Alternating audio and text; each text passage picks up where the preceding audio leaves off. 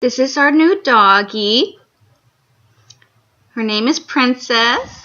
I figured it'd be fun to have her in the video for a second.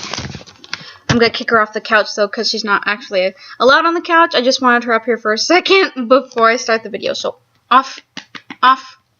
Good girl. At least she listens for the most part.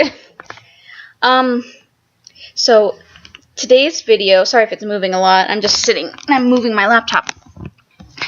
Today's Sarahdime video is also kind of a teaching advice video, but this doesn't just apply to teachers. This can be for parents, anyone who's around children and considers their child or children to be bad children or have bad behaviors. I'm going to address a few behaviors that are considered bad and what they might mean and how to respond.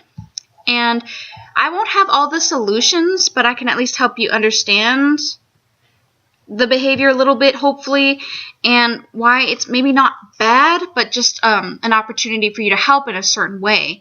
And I'll do my best to offer my most successful responses to those behaviors, and I call them responses because your response doesn't necessarily mean you're going to punish the child. And it might, but this is going to be, for the most part, kind of general because it really depends on your children. I even have known families who have talked about punishing their children differently. And I don't mean, if two children commit the same, like maybe two children break a glass. If you ground one, but then you let the other one off the hook. I'm not saying that. I'm saying one child might actually get the point through punishment if you take away their phone, while the other one might get the point when they mess up in some other way by you telling them they can't go to hang out with their friends. I mean, if your children are in the same situation, they did the same wrong thing, and you punish them differently, that's not what I'm saying. I am just saying that even within your own family, you might punish your children differently depending on what they did and how they respond. Now, that's not exactly what my video is about. I just wanted to bring that up about punishment. But since this isn't about punishment per se, I just wanted to tag that on for a second and get to the real things that you're on this video for, which are the bad behaviors, how to respond, and what they might mean. The first bad behavior is biting, and this is mostly in, I would say, toddlers, maybe preschool, but it shouldn't be older than that, that's for sure, not in my experience, and if it is, then that might need to be addressed in a different way. But what biting might mean, actually anything that's physical, like pulling hair or hitting even, most likely it means that your child is unable to communicate with words. I'm not saying they don't know how to talk yet, but that's very possible. Usually it's with kids who haven't formed sentences yet or words. Maybe they're just kind of, what's it called? I want to say blabbing, but that's not the right word. But when kids are, I'm drawing a blank on all my terms, but it's better to just speak simply anyway. But when your children, they say maybe one or two words, but maybe incorrectly, or they've tried communicating and they see that you or someone else isn't responding in the way that they were hoping, they just go to what's effective. If you pull someone's hair and that person screams and cries and is holding their head, you can perfectly grab the toy that they had pretty well. I mean, if we as adults didn't know how to talk, we'd probably be hitting and pulling hair and biting and doing whatever we could just so we could get that person's whatever it is. And it's just effective, honestly. They succeed at getting what they want most times, at least temporarily. Unless they're caught, they get the toy that they wanted because now the other child's crying. I mean, now the important part to this is how to respond. Now, obviously, if you're in a classroom setting, it could be even higher stakes because the parents of the child who got bitten can be really upset. Maybe the child got bruised or is bleeding, and obviously you need to take care of the injury and be gracious and understanding to all parties involved.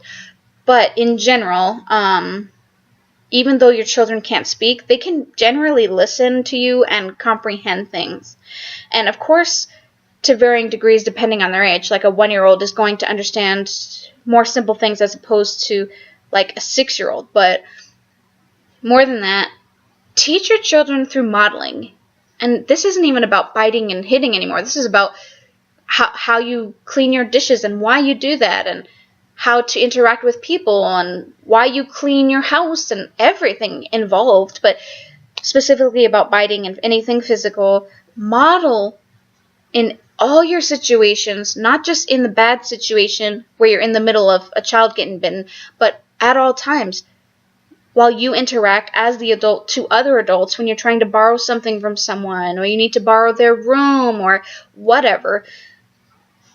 Ask other adults for things in ways that you want your child to ask other people. And it seems obvious, but we really don't think about it all the time. And we can see how we kind of get lax on our own selves, and then we're really hard on our kids sometimes.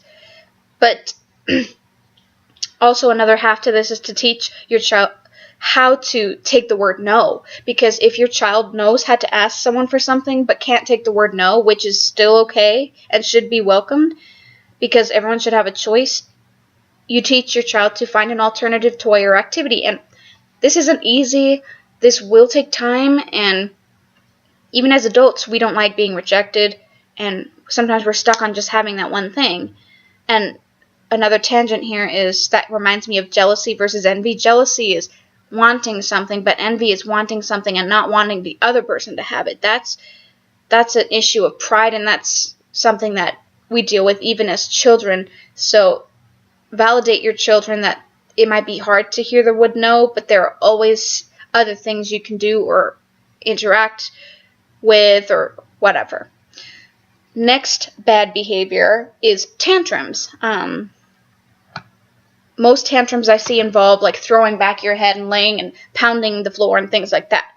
What that means usually is the child doesn't want to be rejected or ignored, and they're trying to get someone's attention for whatever reason, and that will vary child to child, but bad attention to most children is better than no attention at all, so that's usually why they're doing it. But how to respond is, as hard as this will be, whether it's right before the tantrum starts, because sometimes you know it's about to start, or after it has begun. Give your child some space to throw their tantrum safely without interference. That's the key. Lay them down on a soft surface and give them literal space to flail or do whatever they do. But of course, if they are in a solemn or quiet setting like church or some event where you have to be quiet and they're just deciding to throw a tantrum, of course you probably will need to remove them. And if it needs to be in the car or you have to modify this, that's fine. But in most situations, you can get them safely on their own and let them, and they're going to not like it because they're going to see that you're not giving them attention. You're acknowledging them by, you could say, I see you're going to throw a tantrum, so I'm going to let you throw your tantrum, and I'll be over here if you need me. And then you walk away, still be able to supervise them from afar. Don't let anyone interrupt them, even if it's just saying things, because it might make them more upset, or they'll be getting exactly what they want and they might continue. So the best thing that I've found is to watch them from afar without them noticing if possible, and just to let them tire out by doing that. Not easy again, but it's what I've found has helped. Third and last bad behavior is just being wild. This is usually with toddler boys, but for anyone who's wild, like running on furniture and being kind of dangerous, when they're definitely not listening to you, and they're definitely kind of pushing the boundaries more than you're comfortable with, and I'll get to that later. Being wild almost always means that your child is bored, and you might be surprised that they're bored when you have lots of toys and books and things, but that means that maybe you've had the same books and toys around, and it's good to change it up every once in a while, and you don't have to spend a buttload of money. You can go to libraries and find new books, and you can borrow toys from other classrooms, or do whatever you have to do. You can be creative, and you can even make things that are toys or things that they can play with on a regular basis, and that's so important because everyone gets sick of the same things. So change it up, but I'm going to get into some nitty-gritty of this if you'll hold on for another minute with me here. It takes some preventative planning for this. As a teacher or parent, you have a difficult task of engaging your child in important, substantial activities and experiences in between long, stressful days at work and tedious errands, and hopefully taking care of yourself a little in between. It will take some specific planning for your child's preferences, needs, etc., but it will minimize the frequency or intensity of the wild behavior at times that you don't like it happening. Like, again, jumping on things is one thing I'm thinking of, like when boys throw chairs or jump at things just for fun, like when you can tell they're not angry, they're just having fun, and that's kind of dangerous for other kids. So the best way I've encountered this is to involve them in not just changing things up like books and toys, but throughout your activities involve music and movement and messes. 3 M's. Music, movement, and messes. Messes are hard because you don't want to have to clean it up, and sometimes your children have a hard time cleaning up their own messes. So don't just clean up their mess for them. That's one big thing. If you involve messes, make sure they're taught that they should clean up their own mess also. But music and moving around, I mean, it scares us sometimes as teachers. We just want them in our desks so we can watch them all and make sure they're safe. And in classrooms, it can be difficult, but it's not impossible. And with parents who have 2 or 3 kids that you know because they're your children, it's even easier. So involve music, movement, or messes, any of those 3, in as many things as possible, because they'll use their energy on things you have planned, and hopefully they won't steal that time, crazy time, to be wild later when you're not wanting them to do it. Just keep in mind that they'll still make mistakes or act out sometimes out of anger or just because they want to have fun, and it may not have to do with boredom every time, but most times it does. Just always be willing to talk with your child openly about why they are feeling something, and even if it's a difficult emotion like anger or frustration, just don't put too much pressure on yourself either. I mean, your child needs to be able to come to you, but you won't always have the answers, and it's okay, I think, to tell your child, I don't know how to handle this with you, but let's figure it out together. And, also, your child's life means more than entertaining them, so that's why I say don't put too much pressure on yourself, because you won't always be able to 100% of the time engage them, and they will have to deal with being bored at times, and they have to learn how to be okay calming down and resting, just like we adults have a hard time with. But, just know, as an adult, we seek to be with people as much as we can, to enjoy life in wholesome ways, hopefully, and to still be productive and get necessary things done. So give your child responsibilities, too, around the house or the classroom. They love that stuff. They like cleaning tables and putting things away, most of them. I know some of them don't, but they'll be able to help you around the house, and so that'll ease you some stress, hopefully, and they'll actually love it, and they might even be earning some crazy wild time that you've planned in advance once they've helped you with that stuff. So it kind of is all working together. Now, as I wrap this up, let me just give you 3 quick tips, general tips that help in 90% of situations. Number 1, try to avoid asking your child, do you want to do this? Because sometimes either it's just to bother you or they legitimately don't. They'll say, nope, don't want to, and then you're like, how do I respond? How do I make them do this? So instead, say, you have the choice A and choice B. Which do you want to do? Now, these choices are things you approve of. You're okay with them choosing either, but you're still letting them make the choice. At least they think so, and they'll learn to deal with the consequences of whichever choice they choose. For example, do you want to dance indoors with this new video I found, child appropriate, or do you want to have some time at the park outside? Both of those should be okay to you, and they'll be getting pretty much the similar results. Like, they'll be getting some movement going and maybe take a break from doing homework or whatever, but you'll have approved it, you'll be with them, just something like that. And if you have questions about that, feel free to ask me. Number 2, let your children play and run. I know this kind of goes with number 1, and it goes with the 3rd problem behavior of being wild, but if you have planned time for them to run and to be outside, especially for the bad kids, sometimes we say the bad kids, you skip recess, but try getting them to focus having not have recess. Have you tried this? Has it worked? Most times, in my experience, it doesn't, so it might be difficult to find another way to punish that child for something legitimate. And it's easy to take away recess, but it's very difficult to get those children to focus without recess. And it doesn't have to be outside. If you need them to run around and be with a smaller group, you can modify this, but please don't make your child sit even longer if they're the bad kids, because they need to run more than anyone, probably. Third tip before I wrap up, make sure your child can come to you about anything. I kind of mentioned this earlier, but that means when they admit that they broke your favorite picture frame, or they purposely steal your money, or they fail a class, or they express a feeling of self-hatred or something very difficult, or even things that we overreact about, like spilling milk and breaking the glass. I mean, things that are kind of small.